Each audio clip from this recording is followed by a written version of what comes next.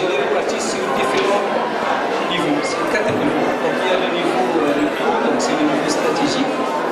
En particulier, on parle du conseil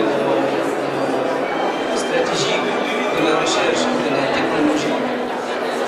On parle d'un conseil aussi d'un comité de haut niveau de la science et de la technologie.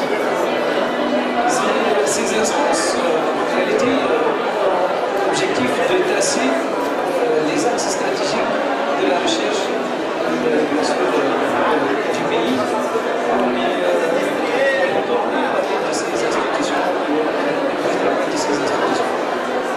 Puis au niveau ministère, donc le ministère de l'enseignement supérieur, on a la direction générale de la recherche scientifique, malheureusement, nous étions.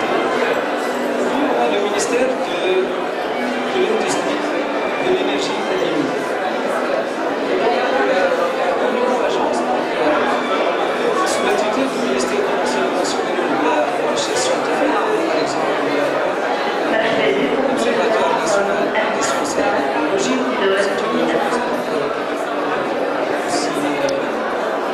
qui fait partie de ce système, l'Agence nationale de la promotion de la recherche. On a le CNIA, c'est le Comité national d'évaluation de la recherche scientifique. Puis, au niveau institutionnel, bien sûr, les universités, les centres de recherche, les laboratoires, les unités de recherche. Aujourd'hui, on utilise plus de 500 unités de recherche et 140 laboratoires de recherche. On ajoute à ça tout ce qui est, bien sûr, technopole, etc. Côté ministère de l'Industrie, on a créé l'agence API, donc c'est l'agence de la promotion industrielle et de l'innovation. Et bien sûr, là-dessous, on a donc toutes les petites et moyennes entreprises dont le nombre d'employés est supérieur ou égal à 10. Donc là, on compte plus que ce sont entreprises à l'échelle nationale. Bien sûr, on a développé avec ça un certain nombre d'agences, un certain nombre de programmes liés à ces agences, dont l'objectif de favoriser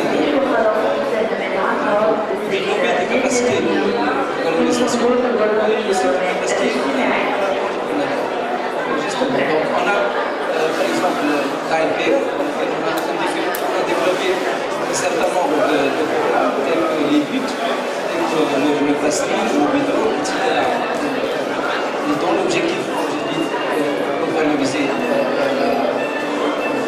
pour développer la capacité d'organisation. On a mis l'accent aussi sur tout ce qui est